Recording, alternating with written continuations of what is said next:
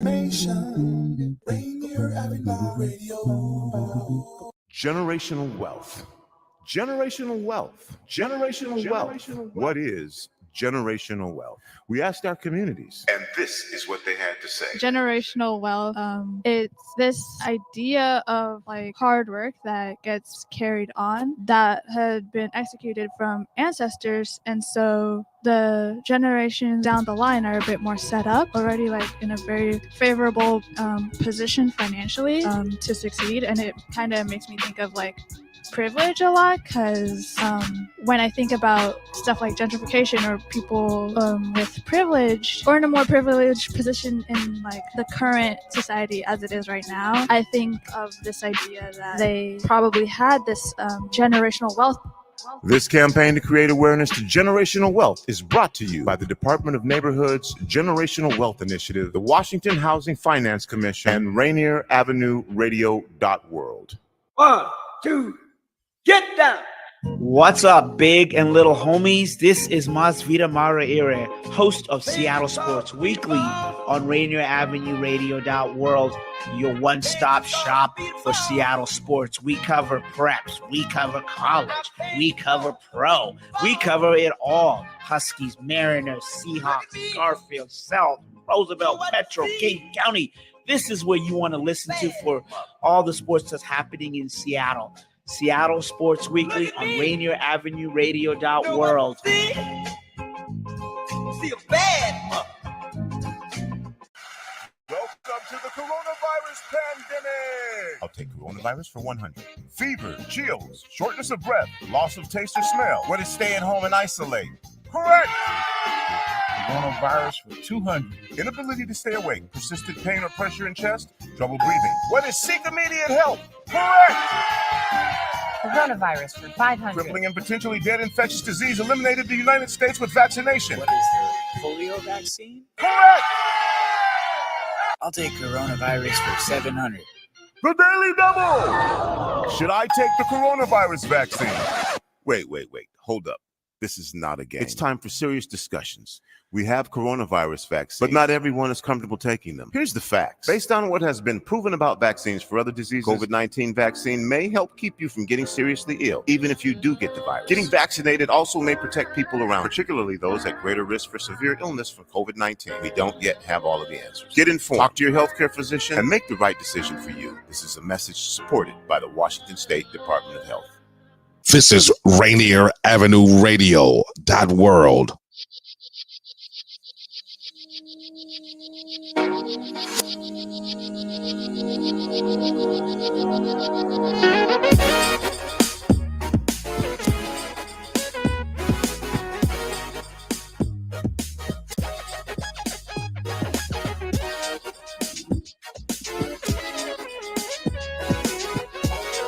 Good afternoon and welcome back. Mick Hoffman. We are back on your community radio station, Rainier Avenue Radio World. We have been off because of political campaigns, which are very, very important, and we're encouraging you to vote. In fact, Mick, I got my ballot in the mail yesterday, so the general elections or the general election year is coming up, and we have city council races here in the city of Seattle. And your community radio station, Rainier Avenue Radio World, has been covering those. And Daniel Bellis had to take some time and get early and go over to South Seattle College in multiple locations, and they were running him around.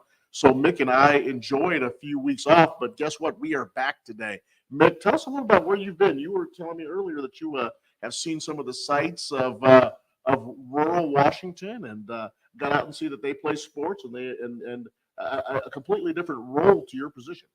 Yeah, no, I mean, it's one of the benefits of the job is I get to go out and meet a lot of people and see a lot of parts of the state. I wish I'm going to have to go back and finish up. I keep saying I'm going to finish back in school of my career. And I thought Washington State District, I'd be a lot better now based with my experience. Last Friday night, I got the opportunity to go up to Inchelium, north of Spokane, and watch an 8-person football game and spend some time with Stephen Carson, one of our board directors in her community. And beautiful. I was leaving town, getting ready to catch the ferry at 8:30 that night, and a black bear came running across the road, and so I got to see that. And then Friday before that, I was up in Nia Bay, and for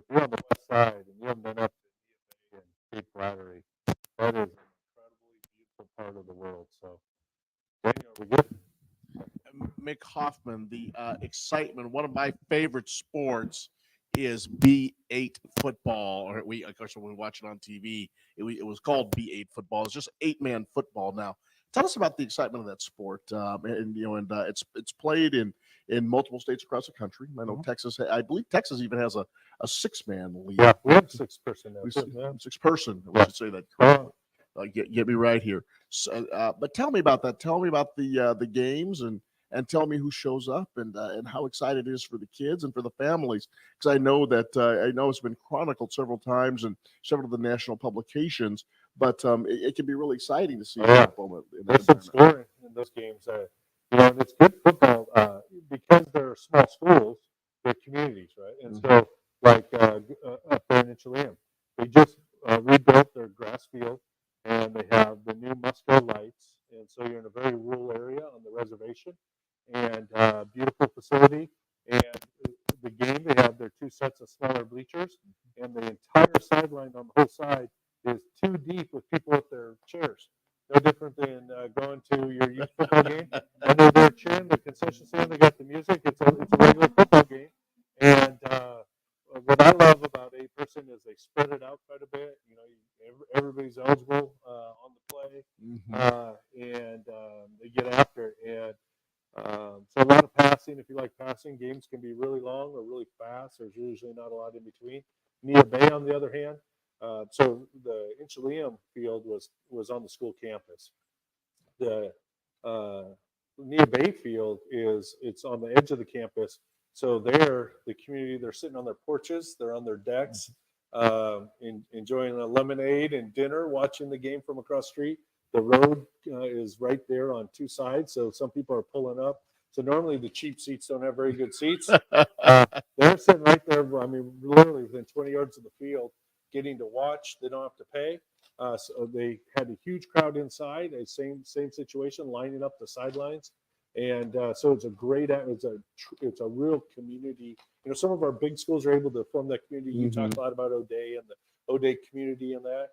And, in some of these small communities, it's the same feel to it. So more than just the parents are, it's truly the community's event that night. I think our longtime hero, Kurt Warner, played in a West Virginia 8-man league. The first Kurt Warner, for those who remember the first Kurt Warner, the running back number 28 for the Seattle Seahawks, but he played small person football, and the coaching staff for his university said we could see that he could play.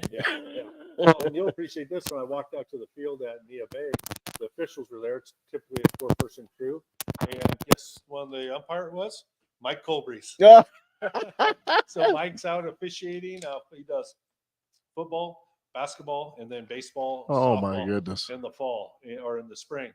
So he went right from this job right out officiating. How's old Mike looking? He's looking good. Yeah, good. It's keeping him going. It's keeping him spry, and he's really enjoying it. And he was out there coaching up some of their young officials. They had a relatively new white hat and a young lady doing the sideline, doing the chains, and they were very good. And he was coaching them up, so they have a chance to be great. So, it's great when people continue to give back. So he maybe lost a step, but he's still moving pretty well. And let's put a little plug in. If someone is interested right now in potentially being a referee, how do they get a hold of the official service? Yeah, the easiest way is to go to the WOA website, and there's a spot where you can put your name in there. You tell what sports you're interested in, and you'll get a call regarding that. Or you come to our website, and we'll get you directed. So www. That's WWIAA.com, correct? Or is it .org? One I. WIAA.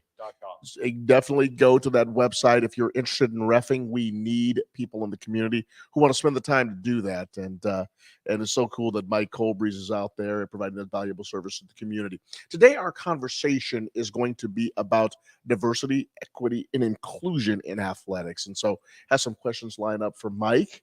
See how he can handle these and handle this conversation. Of course, we will jump around, Mike, if there's other things that will. Did I just call you Mike? We will jump. We will jump. I get called a lot of things in this job, so Mike's a good. It is still Mick Hoffman, the executive director of the Washington Interscholastic Activities Association, as I catch myself on Rainier Avenue Radio.world. But let's chat about this for a second.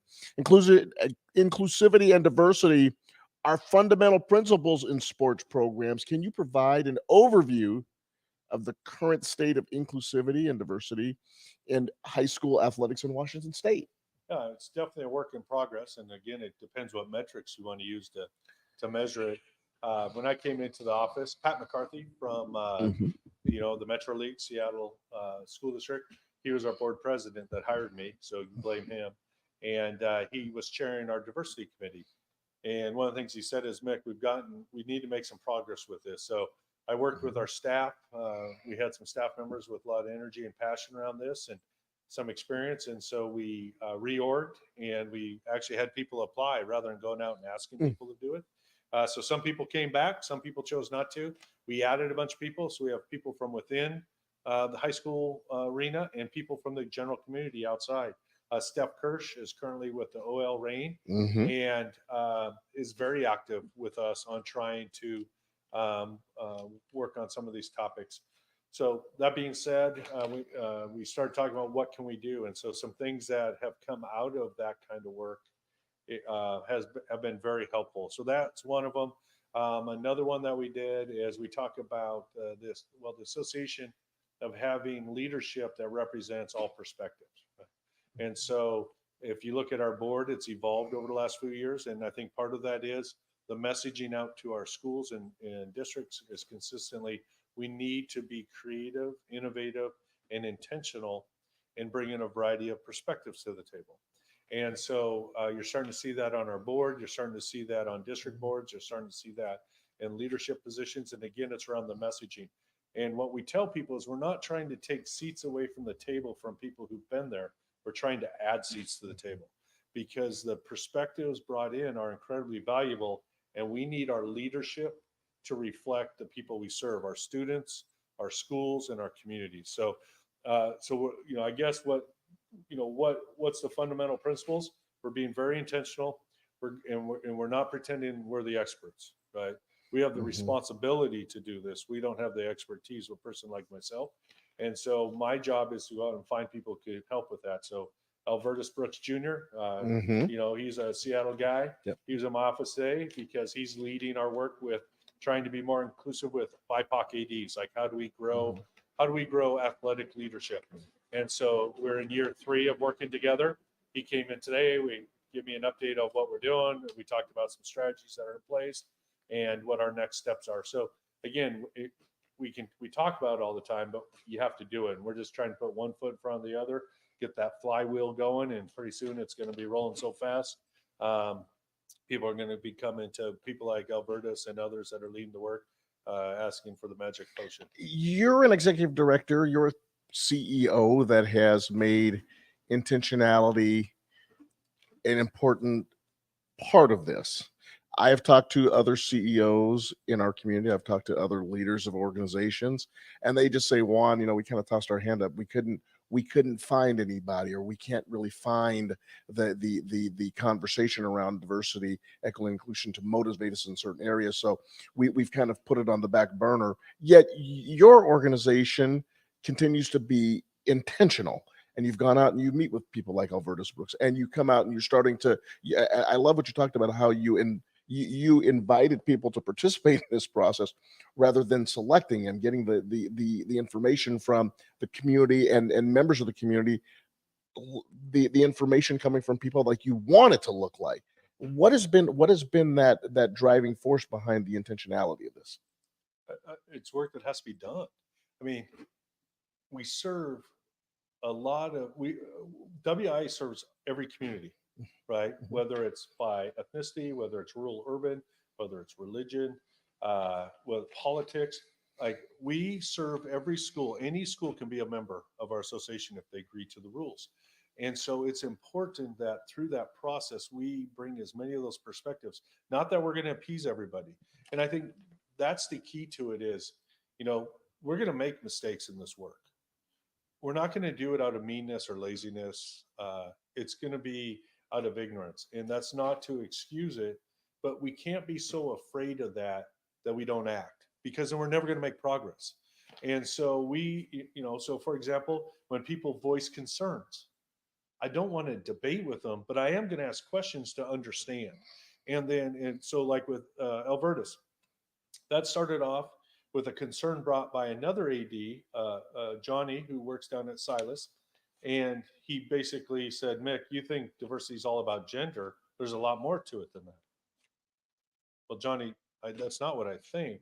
I understand why you're saying that, because right now, the only real active group we have is our Women of Washington group.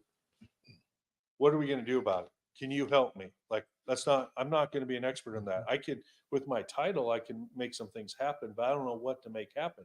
So, him and I agreed to meet, and he brought Albertus there. My job is to listen. Most people think my job is going to have the answers. If I go at it from that, we're never going to make progress. I don't have that many answers. My job is to find a way to make things happen. So you have to find the experts and bring them to the table and then let them go to work. And that's what Johnny does with our DEI committee. That's what Albertus is doing with this. And we have several individuals around the state now helping us with this. So I guess and you have to own your shortcomings, which means you have to hear it, which is painful at times, I'll admit. None of us want to hear we're failing people. We're in the people business. I don't care who they are. And sometimes we have to give them answers they don't want. But if we're trying to meet their needs, and if the group think is that this needs to be done, then you have to address it. And the group think has to include all those perspectives. So that's why we're intentional. That's why we're inviting. He is Mick Hoffman. He is the executive director of the Washington Interscholastic Activities Association.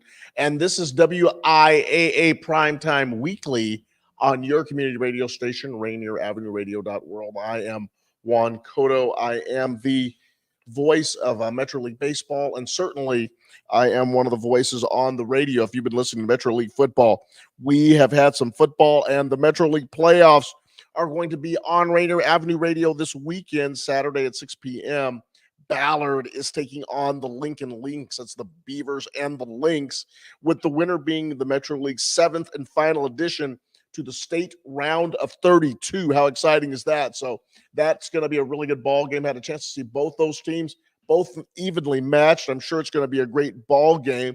And then also, Rainier Avenue Radio is asking that we join us for the Best Starts for Kids Summit, moving away from sports. The Best Start for Kids Summit early in the morning at 9 o'clock tomorrow morning and Thursday morning. So the Best Starts program, making sure that our young people have a good foundation to build on. So not only they can be athletes, but so they can go ahead and continue their education and grow into people and take their rightful place in the community. And then also Metro Sports Weekly, and what a great show that is. They are going to be doing their 100th show.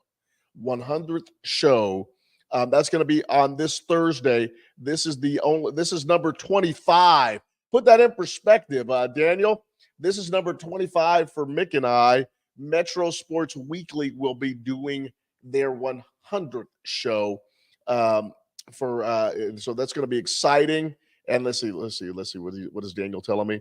This is the 25th, which is a cool milestone to reach. Oh, you're saying 25 is a cool milestone for us to reach. Okay, good. Thank you very much, my man.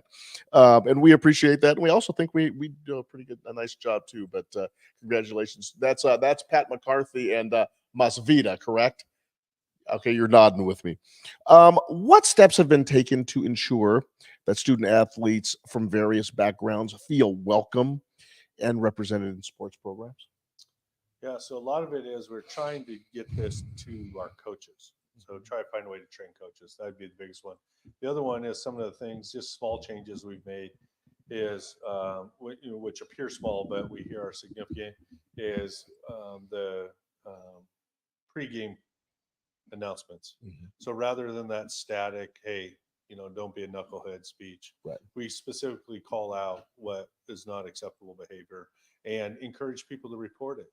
And at our state events, if you come, you should see QR codes up where people can immediately report. Not that we're having people sitting at a computer able to respond, but they do hit our email to where we can check. So trying to put that safety net around it. The other piece is that, the rules come out of the National Federation of High School. They're usually a little bit slow in changing. And in the few years, we've had some things around hair adornments, uniforms, unique things to different people's cultures and beliefs. And so what we're trying to do as a staff is, one, we can't create a safety issue, but really understand the integrity of the rules. So simple example, when I was up at Inchelium, a young man had lost his father in August, and one of their cultural traditions is to wear a buckskin, a memento to honor that person until it literally falls off. And he had it on his wrist that he showed me.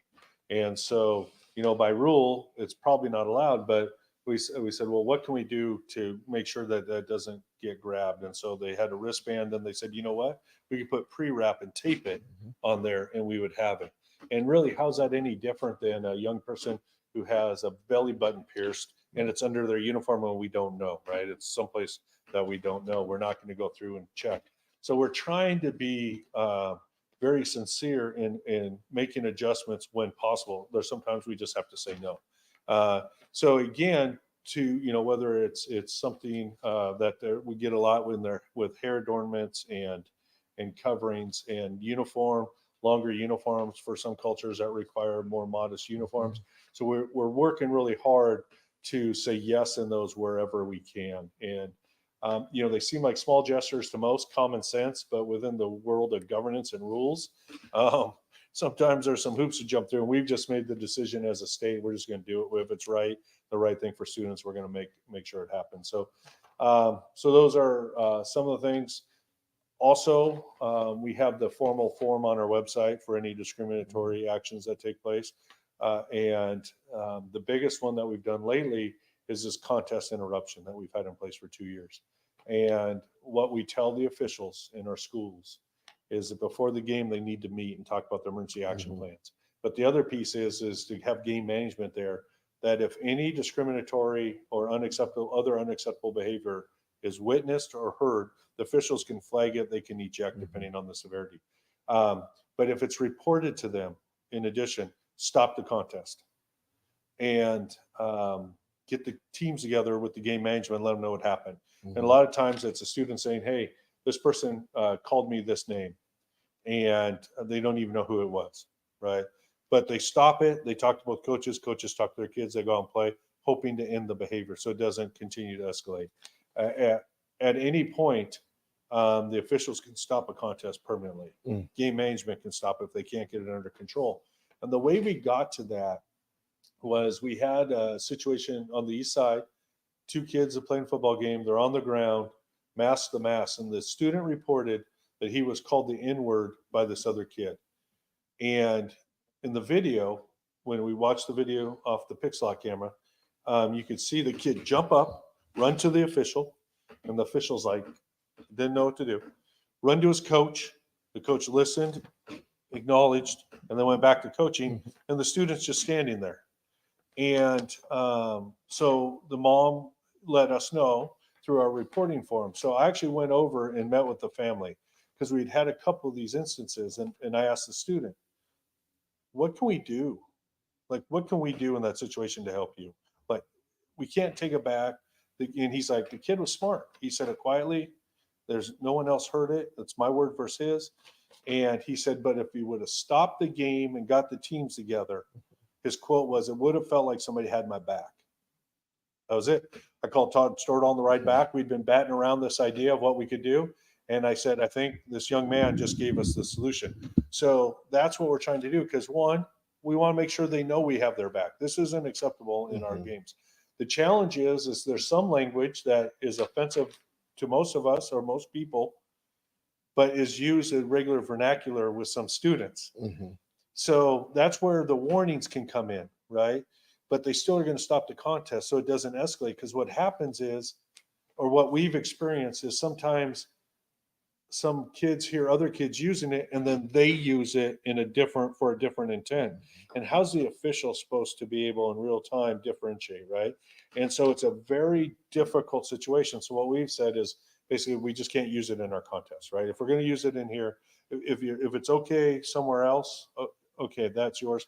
But here we can't do it just because what we don't want is people abusing that and harming other students. And so it's a very difficult situation. And again, that's the kind of conversations we have with our support groups like DEI, with the BIPOC AD group, with our student leadership group, students that were people who live this and understand it far better than I, they're advising us, and then we're making policy around that. And again, it's so every student has the opportunity to compete in a safe and healthy environment. How does that get transmitted down to through the district and league levels? Is there cooperation, and what type of cooperation do you do to make sure that the league and the district are all in alignment on this? Yeah, that's a great challenge. So on the official side, it goes to the assigners, and then they have their local meetings, right? The 140 some independent groups have their meetings. So that's how we're trying to get through there.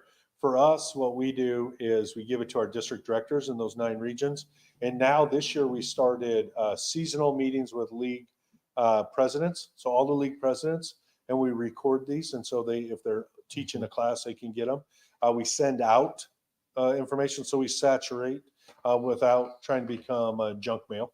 And then our fall workshop, mandatory workshop, we cover it.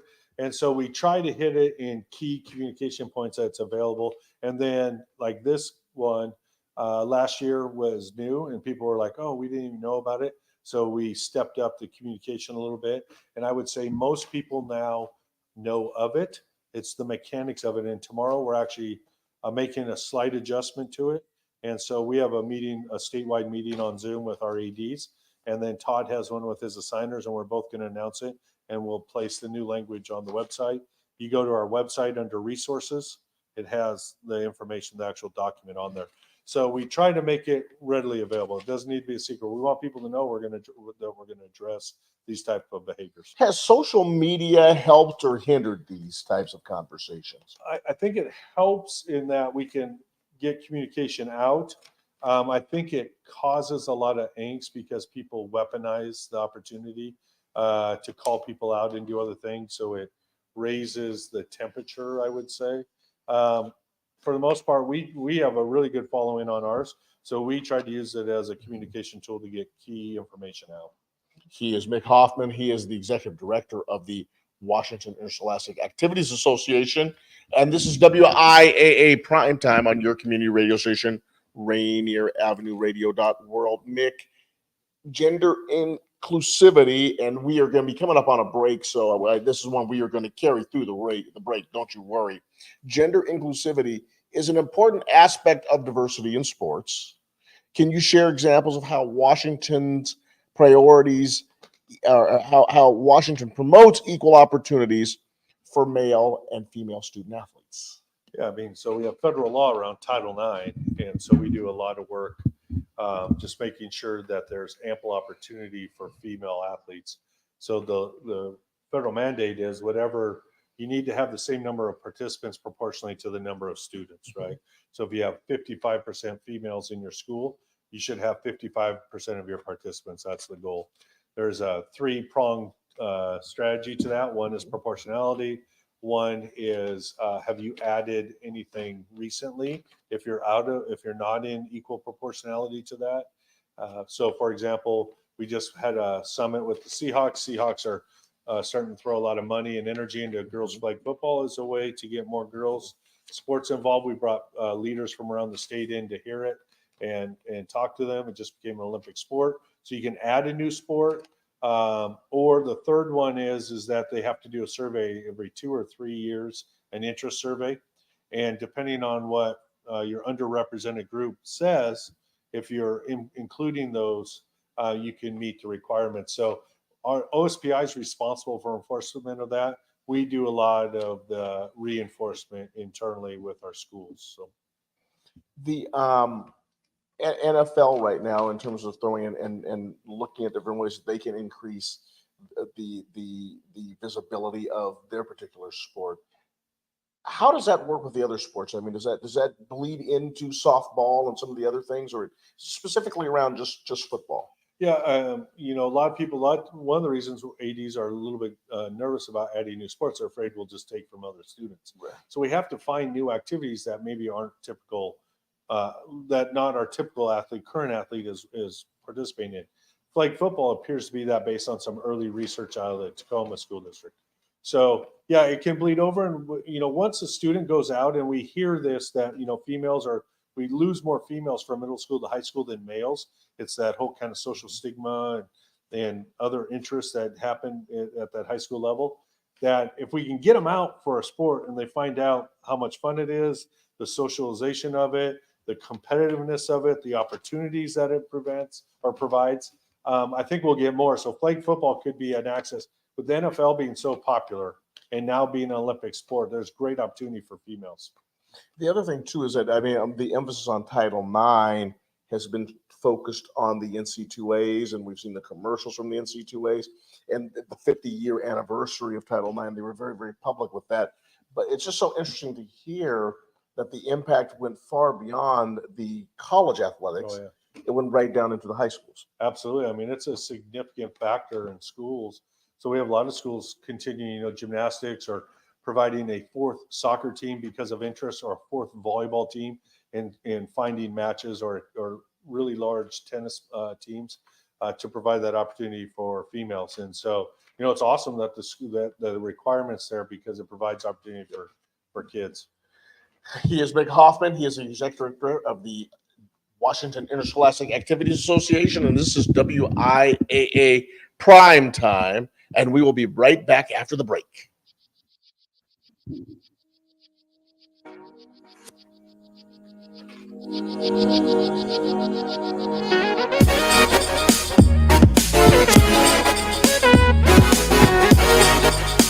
Rainier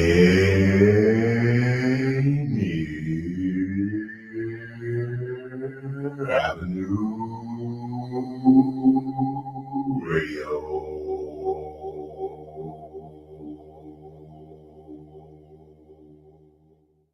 Love food? Here's some storage tips to keep it fresh longer. Store cut fruits and vegetables in the fridge. Place in reusable containers. Keep bread in the freezer for longer storage. 40% of food in the U.S. goes uneaten. Save money, save food, save the planet. Visit Seattle Public Utilities for more tips. Hey, this is Paul Pearson. I've hosted the R&B show Star Time since the very beginning of Rainier Avenue Radio, and after years of featuring tracks from the 50s through the 80s, Star Time now plays R&B and hip-hop from the 1990s as well. A whole half-century of soul, funk, hip-hop, and more on Star Time, Wednesdays at 2 p.m. on Rainier Avenue Radio. This is Big Poppy, host of Jazz from the Cabinets. Join me each week for a listening tour of the first century of jazz, an eclectic mix of Dixieland, big band, cool jazz, bebop, contemporary jazz, world jazz, in all forms. That's Jazz from the Cabinets with Big Poppy on Rainier Avenue Radio, streaming worldwide on RainierAvenueRadio.world. Generational wealth. Generational wealth. Generational wealth. What is generational wealth? We asked our communities, and this is what they had to say. Generational wealth to me means to provide and establish wealth for generations to come, whether it be through real estate or through other equitable funding. Personally, it helps to work with a trusted financial professional to guide and steer you, because you're going to be making some decisions around how you spend your money, how you save your money, how you invest your money. Some of that will be strictly to increase the size of your wealth. Other parts of those investments might be something that you want to do that's key to your purpose and your character. And you can manage to do both. This campaign to create awareness to generational wealth is brought to you by the Department of Neighborhood's Generational Wealth Initiative, the Washington Housing Finance Commission, and Rainier Avenue Radio.world. This is Paul Pearson, host of Star Time. And when I'm not translating the lyrics of Boogie Oogie Oogie for bored Europeans, I'm listening to Rainier Avenue Radio.world.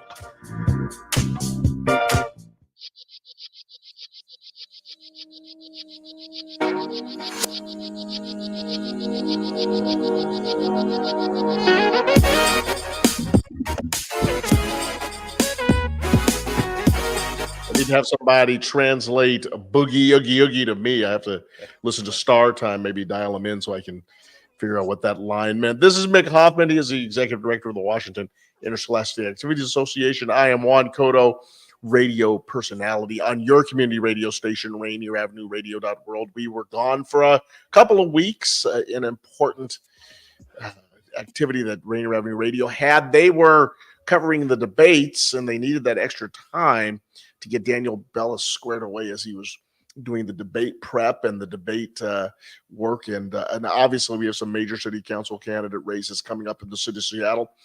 These are always historic races, and they bring in new people and looking to make changes. And obviously the candidates work so hard, and so glad that Tony Benton and Daniel and Rainier Avenue Radio not only, number one, give the candidates a platform, but number two, give us an opportunity to hear the candidates. So please, I got my ballot this weekend, and if you've read my information on my Facebook page, or if you've read my book, and we'll talk about that at some point, but if you're in my book, I vote really early. I get that ballot out of the house very, very quickly. I believe I'm up to date on all the issues that I follow, and I work to make those decisions very quickly, and I don't want to lose anything. I get that thing out the door. My wife, on the other hand, she likes to get all of the information stacked up. She likes to have the voters pamphlet there. She likes to wait several weeks. Ballot's been sitting there for 2 or 3 weeks, and then on the day of the election, she starts voting, and she's figuring it all out. She asks me, and she'll say, "Juan, who did you vote for?" And I'm like, "Honey, I turned the ballot in so long ago, I kind of forgot who I voted for." But she goes ahead in a real methodical way, and then she takes the ballot right to the voter's box. Doesn't like dropping it in the mailbox, but she likes to go to the ballot box. Makes her feel like she's making that important civic duty. So I say this to say, however you vote, go and vote. And then let's make a deal between us here at Rainier Avenue Radio, and make a deal with yourself. You go vote and participate in the public process. Mick, students with disabilities have a unique need for sports programs.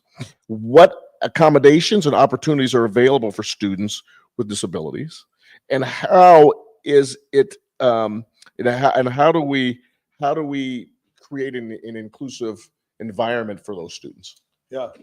So Brian Smith, who was in the office for a long time, he's currently at Kent School District, led this work for the WI a few years ago, and we've continued it. Justin Kesterson is doing a phenomenal job. We do some Paralympic work at our track meets, our state track meets, so you can see Paralympics compete there, as well as cross country. There's qualifying standards like any other athlete that they need to meet to compete. And Justin just told me this morning we have 3 wheelchair athletes at cross country. So if you want to watch some kids work really hard, I don't know how or why this works out, but it's similar to the standard cross-country course on the golf course. These Paralympics start on this uphill. And I watched this young lady last year start off, and she blew up that hill. It was incredible to watch her. So we do that with track, field events and running events. We had a great moment last year in one of our Paralympics. He's actually missing one of his legs, and he was getting his award at the podium. And he was in his chair, and he stood up on his leg, and he one leg hopped up all the way to the top of that podium. I mean, you talk about moments, and you're watching this young man do that after he just exhausted himself in this race for his pride that he wanted to be on top of the podium like anybody else. So we do swimming. We have Paralympics in that. And then we are major partners with Special Olympics of Washington. And our schools have 3 types of access points for students with cognitive disabilities. One, they can compete in the statewide competition where the Special Olympics of Washington set up competitions between schools. They have a district playoff. They play at state. So if you come to soccer, you'll see some unified soccer played at our state competitions. And then basketball has their own state competition. If they don't want to do it at that level, they can do it in their own local leagues. And we have some leagues that run their own competitions. They don't go on to state, but they do a local league one. And then we have some where schools are providing opportunities at their own school. They might do it at lunch, might do it during class time, might do it before or after school. So there's kind of 3 access points depending on the intensity that the students want to participate. So, we support them. We give them access, our full workshops. Mhm. They spoke to every athletic director to provide these. Justin and I just met with Special Olympics Washington yesterday, Mandy, and her team to talk about how we can expand opportunities moving forward. So Justin's a good dude, isn't he? Justin's a real good dude. We really For a like West Justin. Virginia guy, he's a pretty good guy. So he's a Marshall grad. We are Marshall. He's a salt of the earth. Very, very genuine in his compassion for students. Now, Mick, we when I was the football coach at Highline High School, we were playing Kennedy High School, and they had a young man who had an obvious disability. And Bob Bourget before the game asked me if we could do something. And they wanted the kid to be in the game, and our kids wanted to do the touchdown thing for him and let him grab the ball and all the way. And Bob said, his parents wouldn't be comfortable with that, but they just wanted to get him in on a play. And if we would realize that, and our kids were what surprised me was how great our kids were. And but the parents were so appreciative. Oh, and they came up after the game and they said, Coach Cotto, and it was another Kennedy, blowout, and we were hurting from that perspective on the scoreboard. But the parents came and they thanked me, and I said, please don't thank me, thank my kids, because the kids were the ones who really thought it was special and they wanted to be a part of it. But it means so much for the parents. I'll tell you, when I was in Vancouver, we started Unified Sports, and we did basketball to start.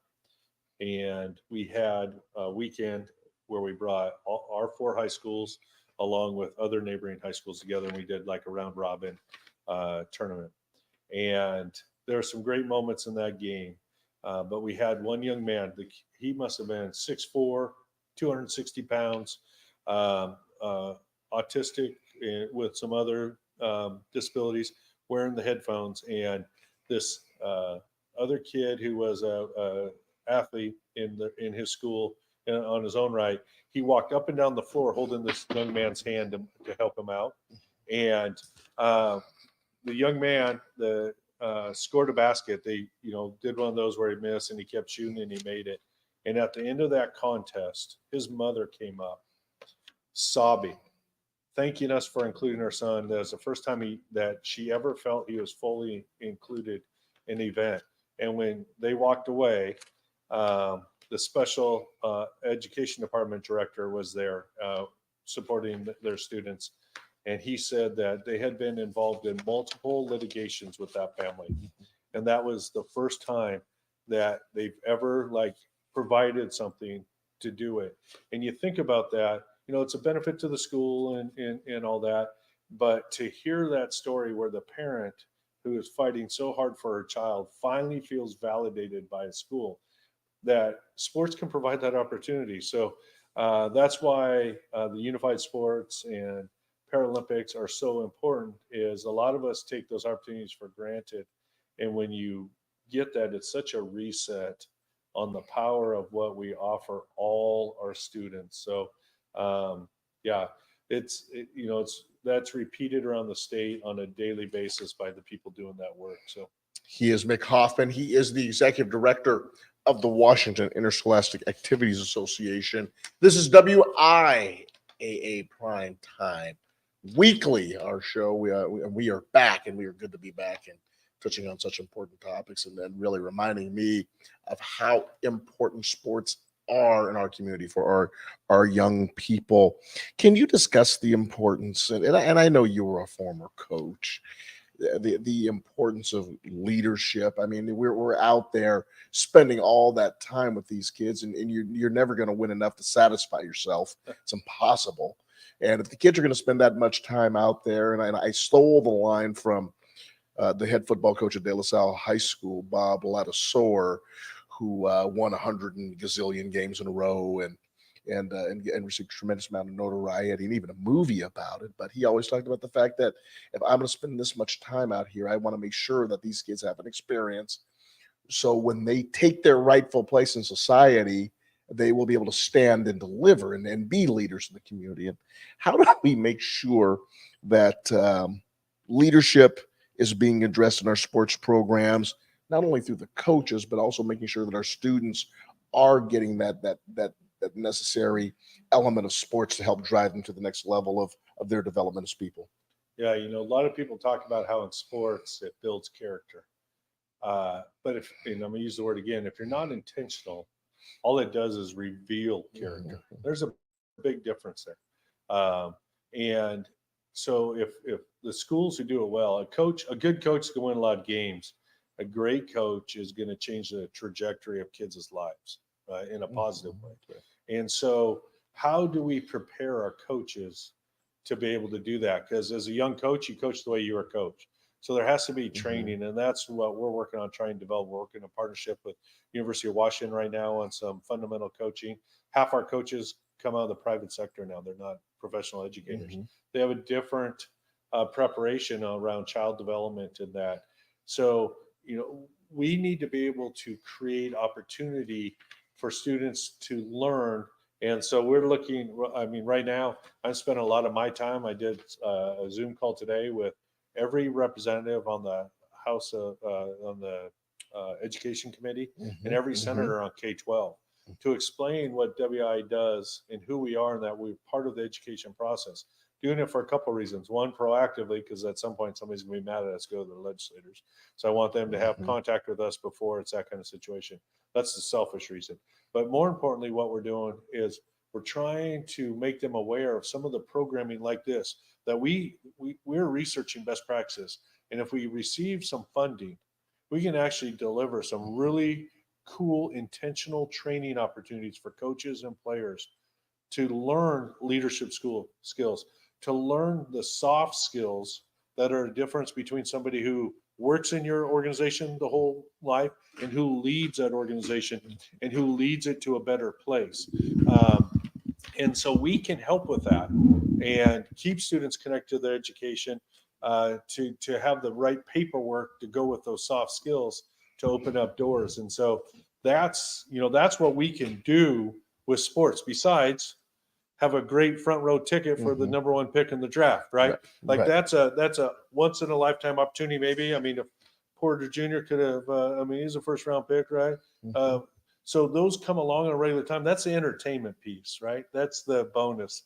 But what we do day in, day out with 200,000 students every year, we need to be intentional. So that's where we're looking for partners. So there's people who believe in that want to help fund that. We have a program and planning, and we're ready to go.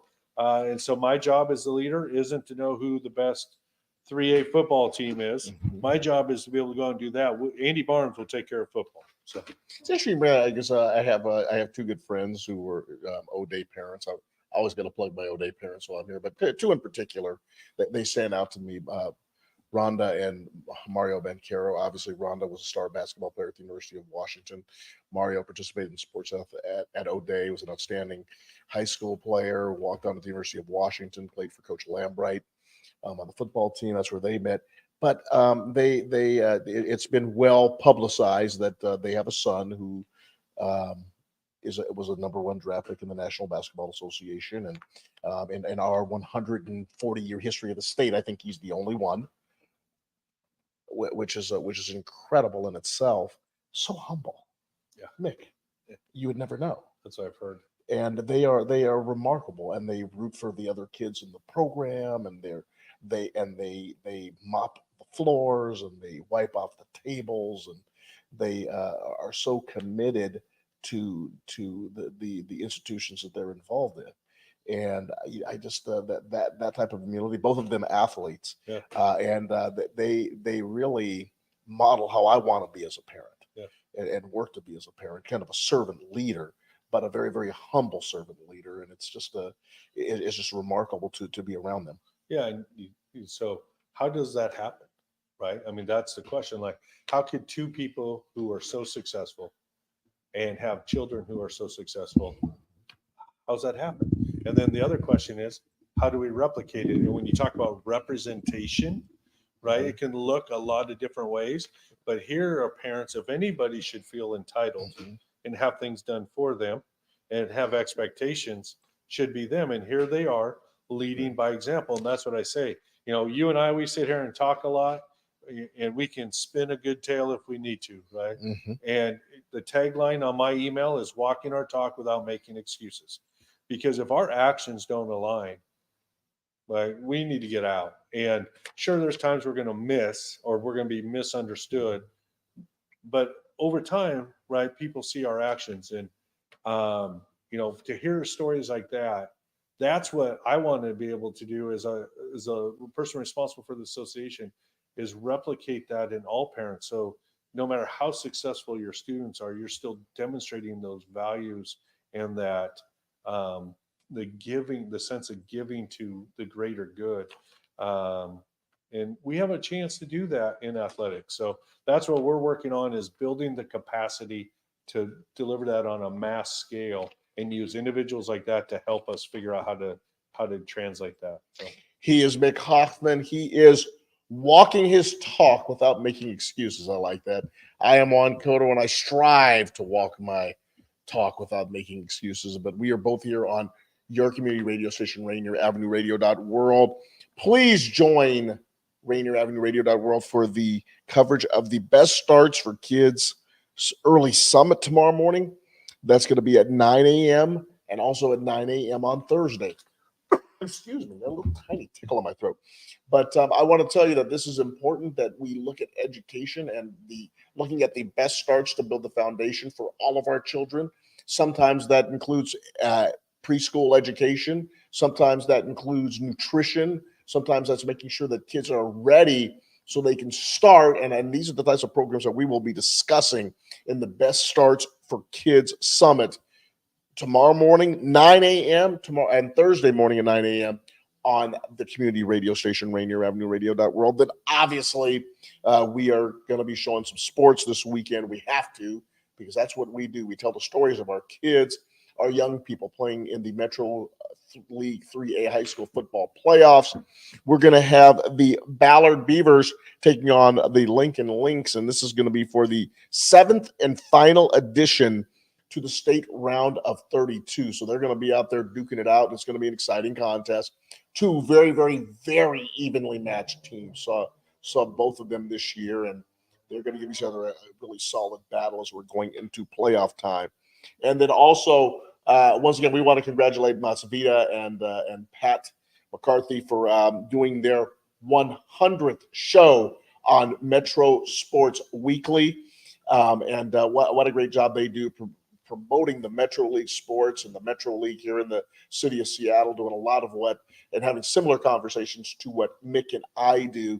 And we just feel that Masvita and his always, you hear him on the Pete Carroll press conferences, throwing in questions, and his passion for sports is unbelievable. And obviously, Mick has referenced it a couple of times. Pat McCarthy, what hasn't he done in the Seattle Public Schools? Congratulations, gentlemen. And then Daniel very, very friendly pointed out that this is our 25th WIAA Primetime Weekly, which is a really, really cool milestone for us to reach here on the community radio station that you all know and love, Rainier Avenue Radio.world. Cultural competence is an education, I should say cultural competence in education can play a critical role in promoting diversity and inclusion. How are students and coaches, administrators, how is the awareness brought to these specific areas on these matters? Yeah, one of the groups that's doing the most intentional work on this are actually our officials. So our officials this year all were required to do an hour and a half training that Todd worked with some partner organizations to provide. And it basically was the history of, is the way some of them described me, the history of racism or the history of race relations in the United States going back, just so people have that understanding, because a lot of times we say and do things because that's what we've seen or heard. We're almost parodying past ones and not understanding where the term comes from or why it is in such a way. So Todd Stordahl and his group are doing a phenomenal job of educating their officials. In ours, of our 5 hours required for coaches, 1 hour is specific to DEI. And the class that a lot of them take is specifically on implicit bias through the NFHS as kind of that jumping off point for maybe people who don't have a lot of formal training in that area. But they're allowed to do whatever they want. And some of our schools, we know there are schools, a lot of times, unfortunately, it comes in response to a bad situation. And so again, we have not built out a formal training program centrally, but what we do is we're sharing best practices that we're hearing around the state. And we had a really good partner down in Camas, Dr. Charlene Williams, and she was so good that the state of Oregon tapped her as the assistant director of the Department of Ed.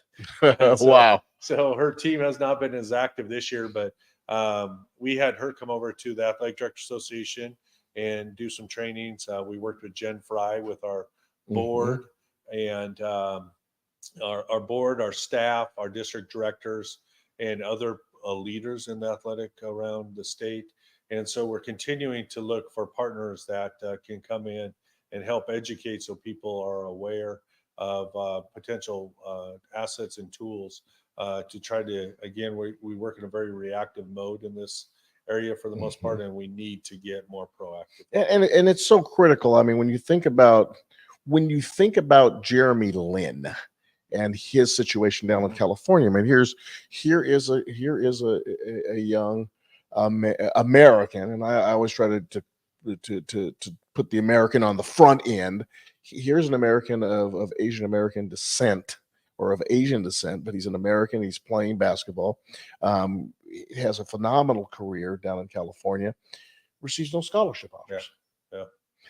Oh, by the way, he's a 4.5 student, ends up going to Harvard, and he torches for 4 years the Ivy League. And Daniel Morey, now I guess the general manager of the Philadelphia 76ers, was at Houston, and all of the tests that they did on Jeremy Lin, he would have been the 14th player picked, but the belief was he just doesn't look like what the current NBA looks like. And the thing is that I think that also spills into other avenues, and the implicit bias could be something that if we don't address it at the sports level, it certainly isn't going to be addressed, or at least the conversations about it being addressed at many other levels of professions in our country need to be looked at as well. Yeah, I mean, we have to have the conversations knowing that we're going to stumble. I mean, think about it when we learned anything else in school, right? We learn by our mistakes. And, if we can give each other the space and grace to make some mistakes that aren't intentional or meant to in a harmful way, make restorative practices when we do make those mistakes, that's how people are going to learn. And I mean, that's why we've done so much work with Albertus and BIPOC AD is we want people to see our ADs that look like them. So when they're playing, they also know I can be in charge of it. I don't just have to be the coach or the player. I can be the principal. I can be the superintendent. I can be the director of the association. So that's what I agree. I think there's a lot of opportunity there. There's good work going on. There's a lot of people who recognize it. Now the key is us getting together and making a sustainable, institutionalized model that just becomes part of our regular business. This is always a very, very interesting conversation, and one that is so necessary, one that can be difficult. I always appreciate your candor so much, Mick. As we are coming towards the conclusion, which I can't believe we're already here towards the end, looking ahead, what are the goals and initiatives that you see that will help us advance equity and access for the young people in our state of Washington? Yeah, our biggest goal is to find some funding, right, that we can bring this to all students and all coaches. We're starting to really make improvements in our coaching ranks. We're getting more and more candidates, and I think part of that is because they're not all educators trained, right? I mean, education is still predominantly a white folks teaching, and so that too is improving. But if we're going to do that, we need to make sure that we give them the tools that they stay successful in coaching and that they become the next generation of athletic leadership in our office, in the school districts. Pat McCarthy, I know Pat's being very intentional with what he's doing in his office to do that. So our students see that. I mean, I watched TD run a basketball tournament, Metro League tournament. Like, she gets it done. She's good. And, what a great example for women. That's Tara Davis, by the way. Yeah, I mean, what a great example for women watching her be in charge in that environment. And it doesn't matter what's going on, people are respecting, and she's, exceptional at what she does. And so, the more that we have people in those positions that others see and go, that could be me, right? I could do this. The sooner we're going to meet our goals. Thank you so much, Mick Hoffman. Man, I missed you. I missed you for a couple of weeks. I missed this candor, missed these conversations. Hey, we will see you next week on WIAA Primetime. Until then, have a great week.